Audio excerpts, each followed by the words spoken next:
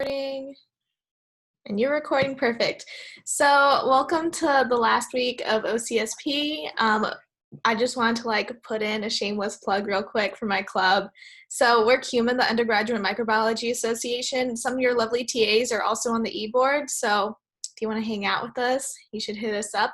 But basically, we're working on trying to do some outreach. I don't know how it's going to work with COVID, but we're working on it right now. You don't really have to know anything about microbiology. It's just a chill time. We have our Instagram, we have our website. There's also an email if you want to be added to the listserv. And if you have any questions, just let me know. I can tell you more about the club, that kind of thing. Alrighty, thank you, Sam. Can everybody hear me? Yes. Thank you.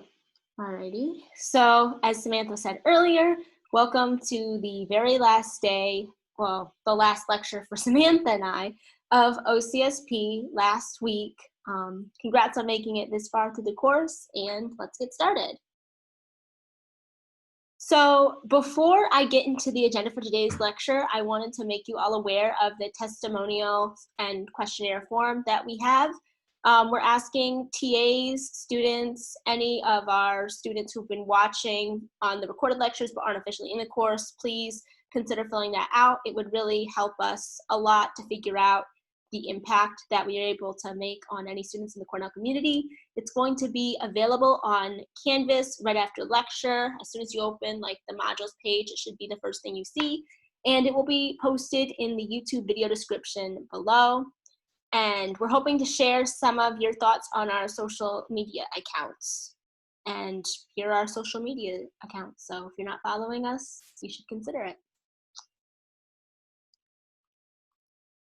Okay, so this week we're going to transition into a slightly new topic for organic chemistry. We're going to take a change away from reactions and go to talk towards spectroscopy.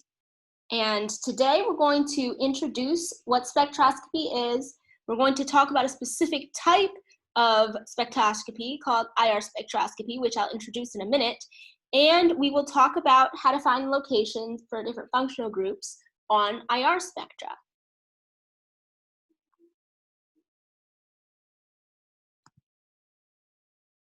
So spectroscopy uses different forms of electromagnetic radiation, such as radio waves and ultraviolet light, and observes how these frequencies interact with matter.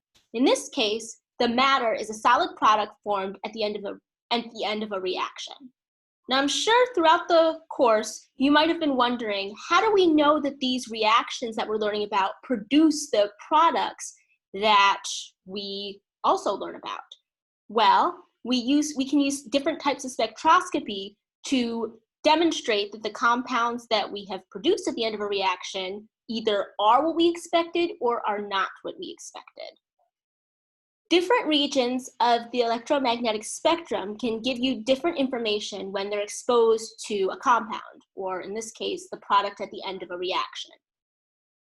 And in almost all forms of spectroscopy, the process normally involves shining a particular type of electromagnetic radiation through the solid sample and looking for different results as the light is either transmitted or absorbed. So now we're going to talk about a couple of different types of spectroscopy. As you can see here, they include mass spectroscopy, HNMR and C13 NMR spectroscopy, and IR spectroscopy. These are the three different types that we're going to be talking about I guess 4 if we include C13 NMR. So 4 types of spectroscopy that we're going to be talking about this week.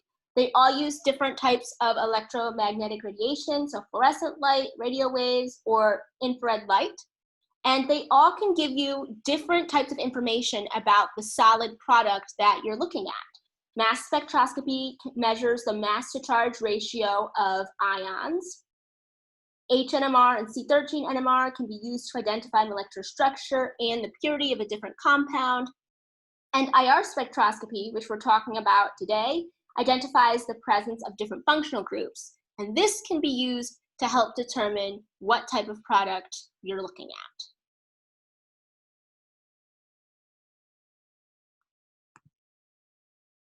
So as I mentioned earlier, IR spectroscopy uses infrared light and can be used to determine the identities of different functional groups on a molecule.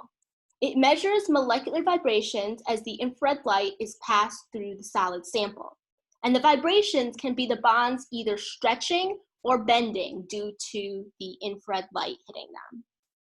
Now, it's important to note that these absorbances can only be recorded if there's a change in the bond dipole moment due to the vibration. So thus, the bond has to have a dipole moment, or an electronegativity between the atoms. For example, a bond like this, where we have, I'll draw CBr. As I'm sure you all know by now, Br is a lot more electronegative than C. There is a dipole moment that is aimed towards the bromine.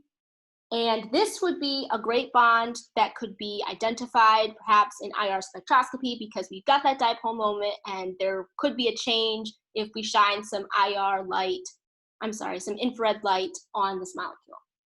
I'm going to give this a check mark because it's good for IR spectroscopy. Now, a bond that would not be so good for IR spectroscopy, meaning that we wouldn't be able to see an absorbance due to any vibration, is a bond that's symmetrical. So if I were to draw Br2, this would not be able, an absorbance would not be able to be detected for this bond because both of these atoms have the same electronegativity. There's not really a dipole moment that could change due to any sort of electromagnetic radiation. I'm going to cross this out.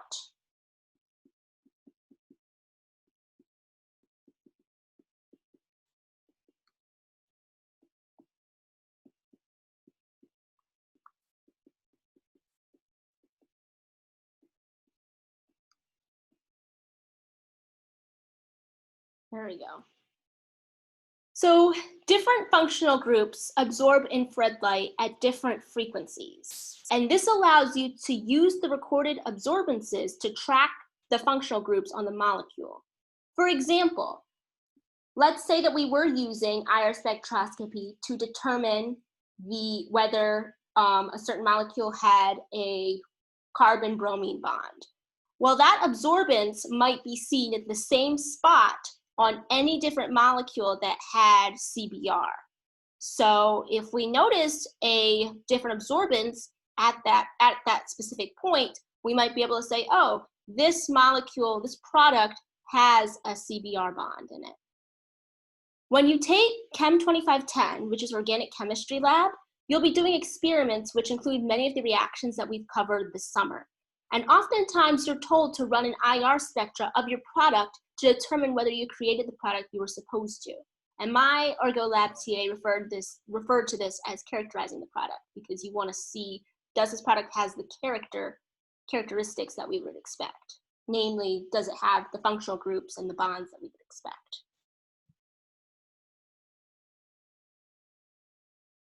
So here's an example of an IR spectra that's from David Klein's Organic Chemistry as a Second Language, first semester, second edition.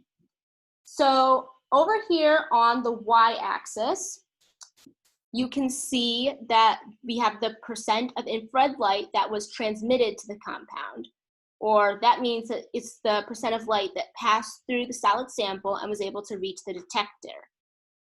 And on the x-axis here at the bottom, we have these values that are called wave numbers.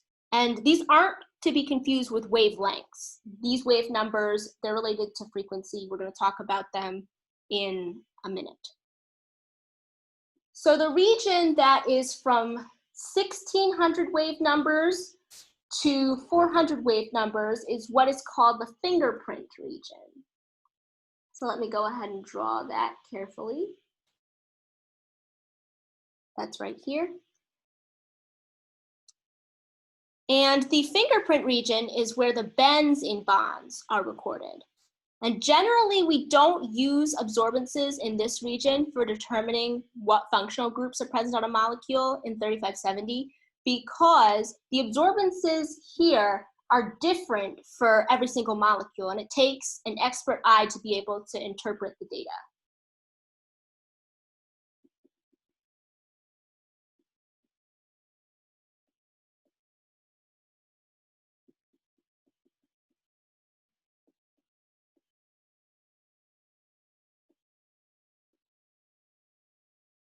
Now, another region on our graph is known as the characteristic region, and that's defined by Dr. Ganem as being from 1600 wave numbers all the way up to 4000 wave numbers.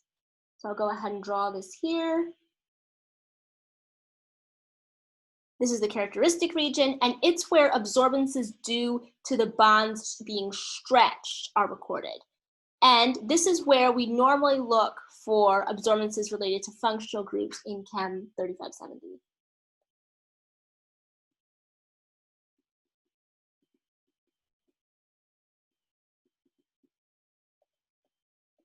So when you're analyzing your IRs, definitely try to look towards the left side of the spectra. And I'm sure you're wondering, how can we really tell anything from this graph? You know, what type of absorbance is useful, what's not? Well, you see these kind of up and down lines on the spectra, and they can create what's called a peak. And when I say a peak, I mean like something like this. You see how the line goes down and then it goes back up like this? This is called a peak, right like that. And these peaks can be used to tell us what functional groups are on the molecule, because in the characteristic region, the different functional groups typically show the same peaks regardless of what molecule they're in. So going back to the CBR example, if we had a carbon halogen bond, we'll say, that peak might look almost the same regardless of what molecule it's on. And we're going to look at some factors to help us match peaks to different functional groups in a couple of slides.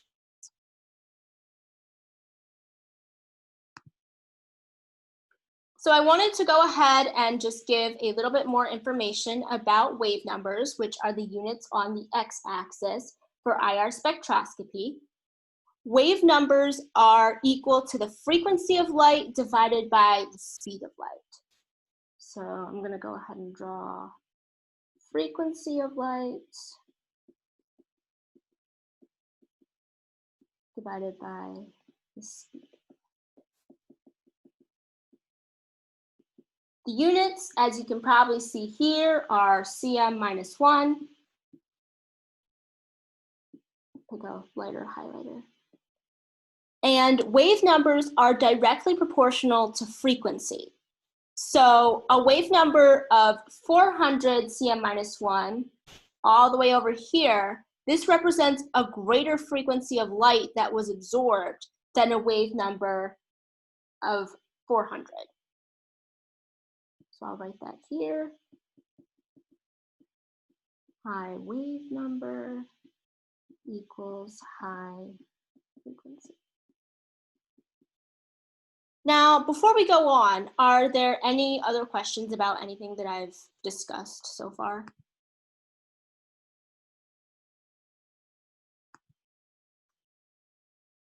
Alrighty.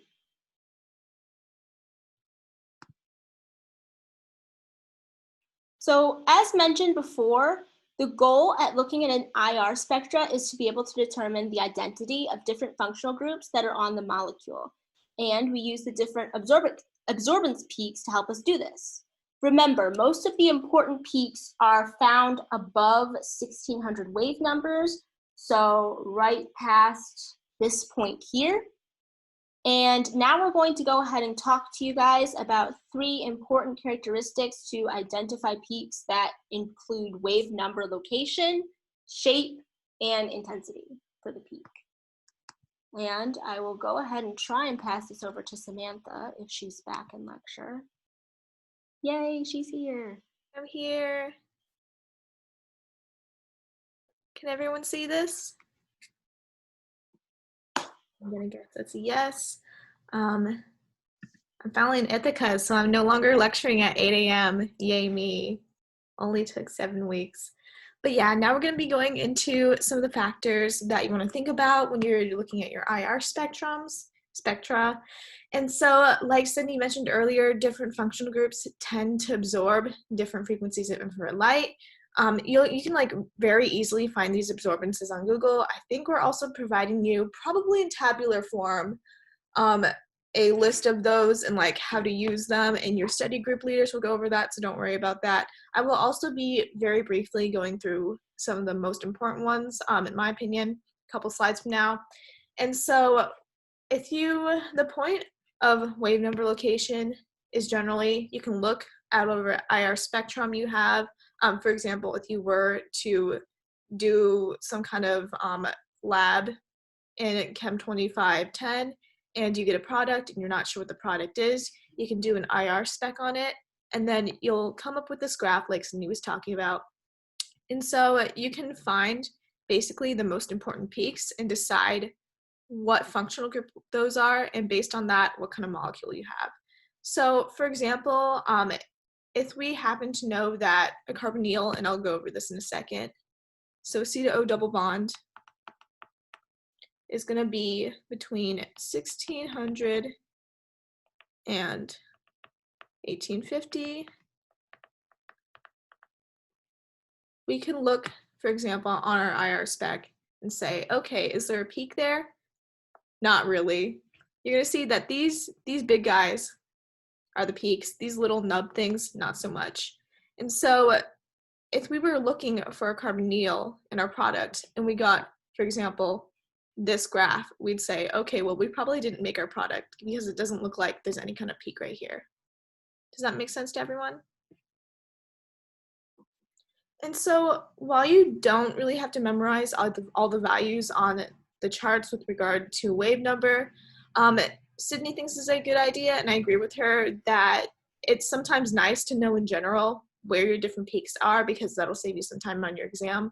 Also good to just be aware of like the table that your professor might give you. Pretty sure they give it to you like ahead of time, like several weeks at least before, usually on Canvas, so you can familiarize yourself with it.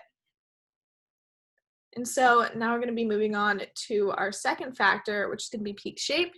And so as you can see, some of the peaks on this graph are going to look very different from one another. For example, you can look at this guy. You're going to see that he's kind of curved wider. And then his friend to the right is going to be a lot more spiky, narrow. And so certain functional groups are known to have certain shapes.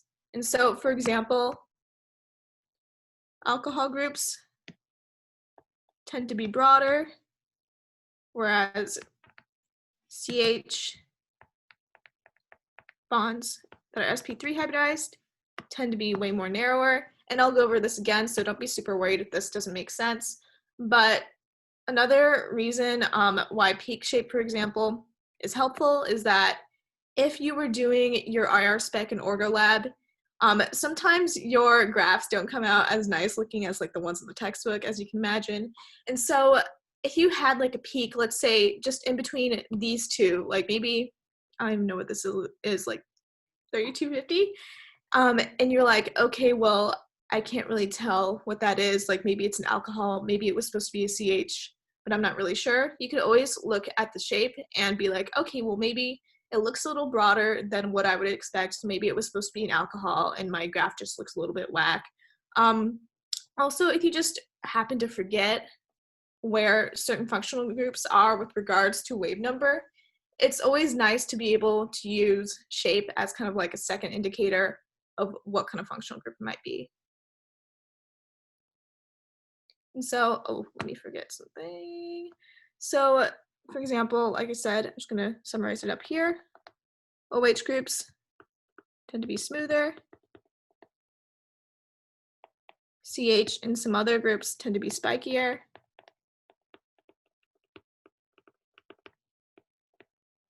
Why did I do it like that? Spiky. And once you do a bunch of practice on this, it'll make a lot more sense. It'll be a lot more intuitive. You don't really even have to think about the shapes. Sometimes you'll also get some weird things like double peaks. I'll actually show you an example of this, I think in a later example. But for aldehydes, those CH bonds associated with that. And so shape, while I don't think it's like the most critical aspect is always nice to know. Anyone have any questions on that? All right. And then our third factor, like Sydney said, is going to be the intensity of the peak. So something else you're going to notice is that these peaks tend to vary in terms of intensity. So for example, this alcohol down here, not so as intense as this CH bond. And you're going to see these guys, even though we don't care about them so much because of the fingerprint region, they look a lot less intense than the guys on the left anyway. And like I was mentioning earlier, you're going to see these little nubs. When we look at a graph, we want to determine which peaks are the most important. So I always think it's a good idea to go ahead and go past your fingerprint region into the characteristic region and find your most intense peaks. So these guys, you can imagine, are probably going to be important. These not so much. These are probably, my guess would be just like little blips. Once in a while, these less intense guys will be important, but they won't, I generally don't think they'll be this small. And so now I'm going to be going into some quick guides for interpreting all these IR spec. So if you just do a Google search, there's like a ton of these online, and they pretty much have the same or similar information. I really like this one for Master Organic Chemistry. It's all nice and color-coded. So basically, I'm just going to run through it and write down what I think are the most important takeaways from it. So remember from 400, let me know if this is too small,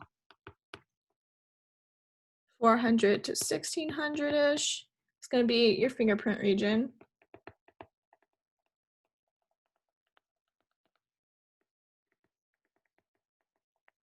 And we don't really care about that so much. And so from 1650, 1800, C double bond to O, and then right around 1650, it's going to be C double bond to C. That one's a little bit tricky. That one doesn't really come up that much. Then you get 2100 to 2260, C triple bond to N, C triple bond to C. And you're going to note that these guys, like Sydney mentioned before, don't really have as much of a dipole moment. So we are going to imagine that these are going to be bends instead of stretches. And I think, does it actually say? It doesn't say. But the reason why they're lower down here is you'll remember that the fingerprint region tends to have more bends and less dipole moment. And so these guys are accordingly lower. Also got slightly less than 3000 are your CHs, but only for aldehydes.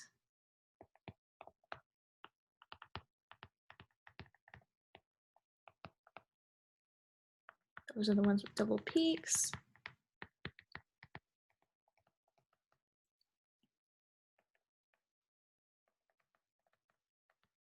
$2850 to $3100. It's going to be your C to H for sp3 hybridized dyes. Slightly above 3000. Maybe your C to H for sp2. So another way you might see this written, I think this might be the way organic chemistry or Master Organic Chemistry writes it. Let me see. Yeah, but they're basically just showing that double bond because it's sp2 hybridized carbon. And then lastly, and sorry, this is kind of near the bottom, 3200, 3400. It's going to be your alcohols. Let me just move these up a little. Does anyone have any questions here?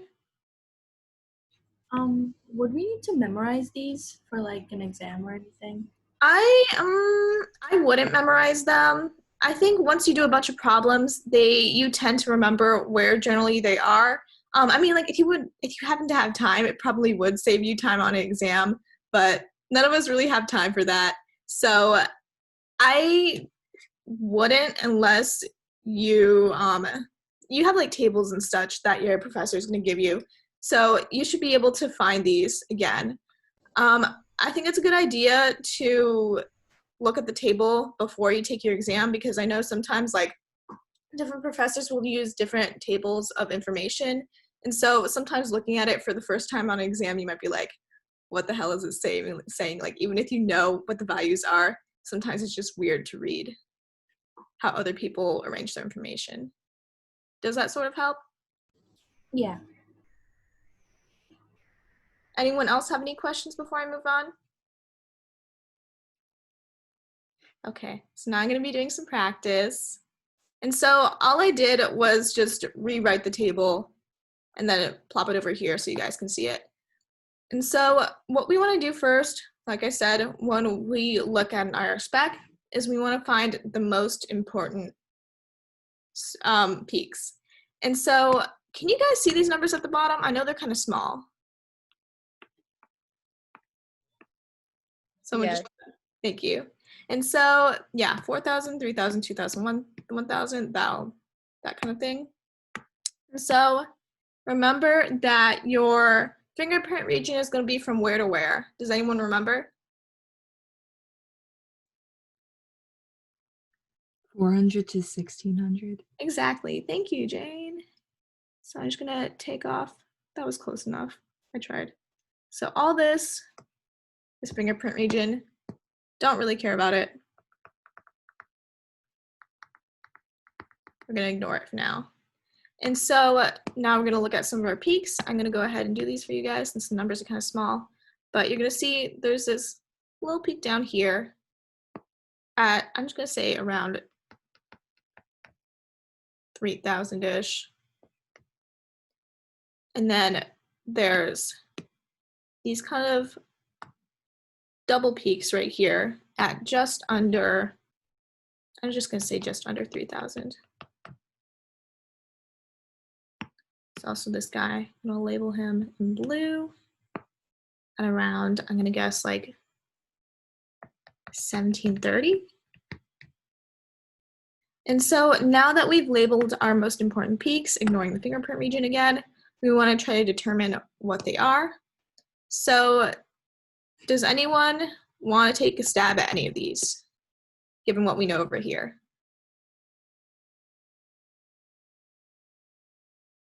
Just gonna wait here.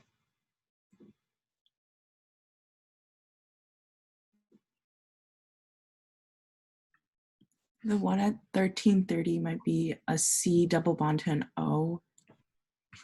The one at 1330. 1730. 1730? Yeah, exactly. Great job. I think that was Alex. Yeah, so that's gonna be a carbonyl group.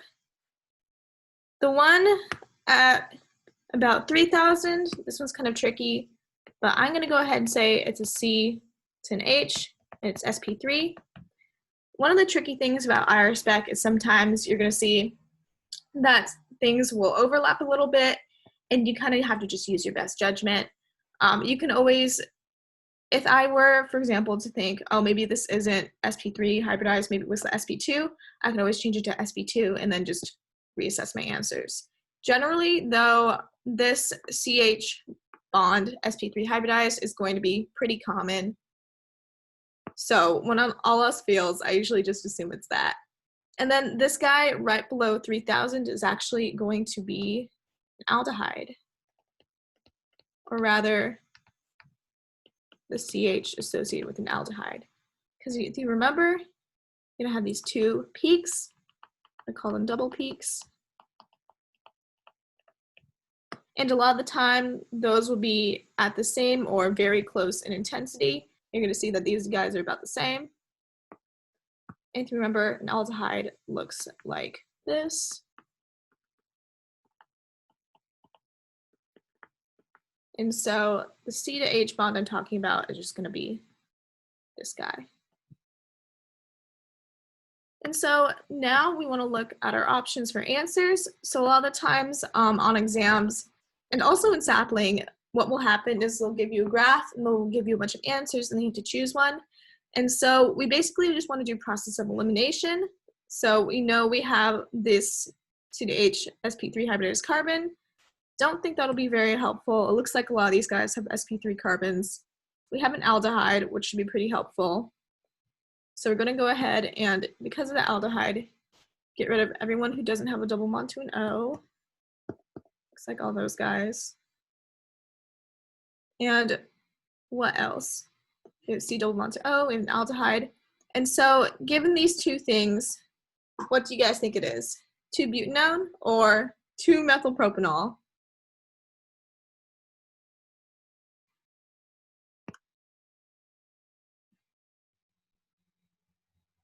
Does anyone want to take a guess? 2-methylpropanol. Yeah, exactly. Great job. So this is going to be the answer. The reason why it's not this guy is because, remember, when you have an aldehyde, you need that carbon to be bonded to an H. You're going to see here that there's just another carbon here. There's no H. I'm just going to draw that in. Whereas on the other guy, on 2-methylpropanol, yeah, he has that aldehyde, but he still has that C to O double bond. Does that make sense to everyone? Does anyone have any questions on that before I move on? All right. We're just going to do 2 more practice. So here's another one. Again, all we want to do is look for our big peaks. This is going to look, I think, pretty similar to the example Sydney was using earlier. So we have this peak. We also have this peak. He's at about 3,000-ish.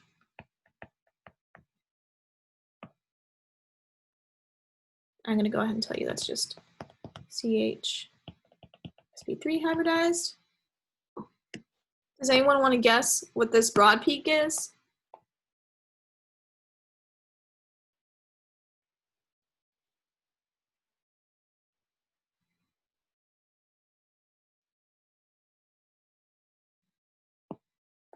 It looks like he's about at 3,400. That helps you. I think it's an OH. Yeah, exactly. Good job. And remember that the alcohols are always going to have this pretty distinctive, broad, and smooth peak. And so this IR spec doesn't really give us that much information, but you will see that they actually give us a chemical formula. Sometimes your sapling will do this too. It's always a good idea to just check to make sure all your answers follow that, even though it's a pain in the butt. So I'm just going to go ahead and tell you that the only one that doesn't follow the C5H10O is going to be D. I believe off the top of my head it has like 12 carbons. You can always go in and check if you want. But yeah, usually that's not super duper helpful for getting rid of like a bunch of answers, but it's always a good last resort, or if you just for whatever reason don't want to look at the graph. And so given what we know down here, we're going to say, okay, well, anything with a double bond to an O is probably out because we didn't see any carbonyls. And what else? So what we have left is going to be B and E. What do we think it is?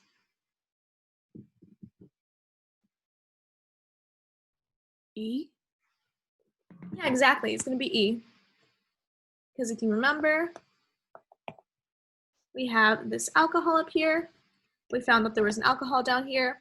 Again, our CH sp3 hybridized did not really help. Generally, that is not super helpful because your answers tend to have sp3 hybridized carbons. Now on to our last practice. This one's kind of a scary graph. I'm going to go ahead and just circle the ones. This guy and this guy.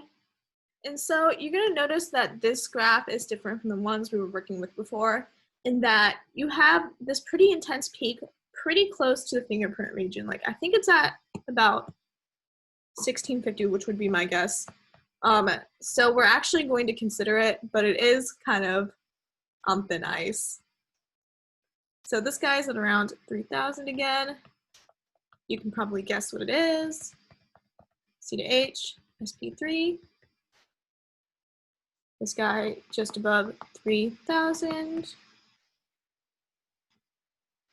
But do we think this is an alcohol? Does this look wide and smooth? Not really. So we're actually going to say that it's CH SP2. Another way you might see this written, I'll just write it for fun, is this. Same difference, they're just trying to show you that double bond for SP2. And so all we have left is this guy at 1650. We go over to our graph. Probably not going to be a C double bond to O because then it'd be slightly higher, although it could be that. It's probably going to be a C to C. And so what we want to do now is determine which guys are out. So anything with an oxygen basically is going to be out. Even if we thought that this guy down here instead of C double bond to C was a carbonyl, C double bond to O, we can always see that there's no alcohol and get rid of this one and a couple others. So I'm going to go ahead and get rid of him, get rid of him. I think all of these, yeah, all of these actually have oxygens. So that only leaves us with C. Does that make sense to everyone? Another way you could check, for example, if you thought this guy was a carbonyl, is that you would see that we have this sp2 hybridized carbon, so you know that there has to be a C double bond somewhere, and I think B is, yeah, C and B are the only ones that have that, and we already figured out there's no carbonyl.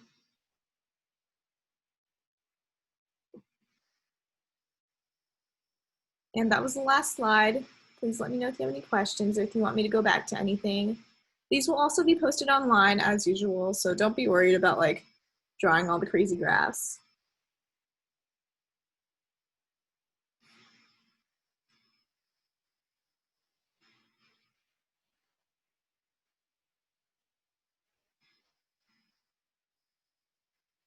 I'm gonna hang out here. I'm assuming Sydney's still here.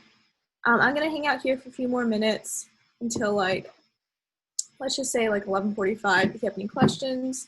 If not, you can just leave. Do you mind going back to the practice 2 slide? Yeah. Question. Why did you write 12 carbons? Can you like re-explain? Yeah, so for some questions, that's a good question. Thank you, Amber. They will actually give you a formula, I think in a lot of your saplings. I'm not sure so much about the actual exam, but it's always a good idea, even though it's a pain in the butt, to go in and look at all your options and make sure they follow this. So I believe this guy D doesn't, but let's check. Oh, sorry. Oh my gosh, not 12 carbons, thank you. It was 12 hydrogens. Never mind. Did that answer your question? Yeah. 1, 2, 3, 4, 5, 6, 7, 8, 9, 10, 11, 12. Yeah. Thank you, Amber. Yeah, that's important.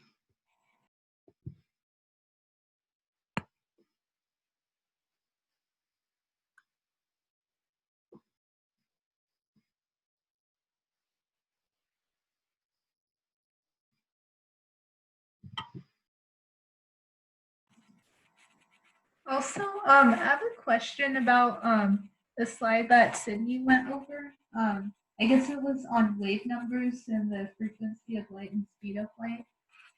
Yeah, Sydney, do you want to take that? Is she still here? Yep, I'm still here. Can you repeat your question? I think I might have missed something that you were writing down. I'm not. Do you want me to start? Maybe I can go ahead and screen share really fast so we can find out.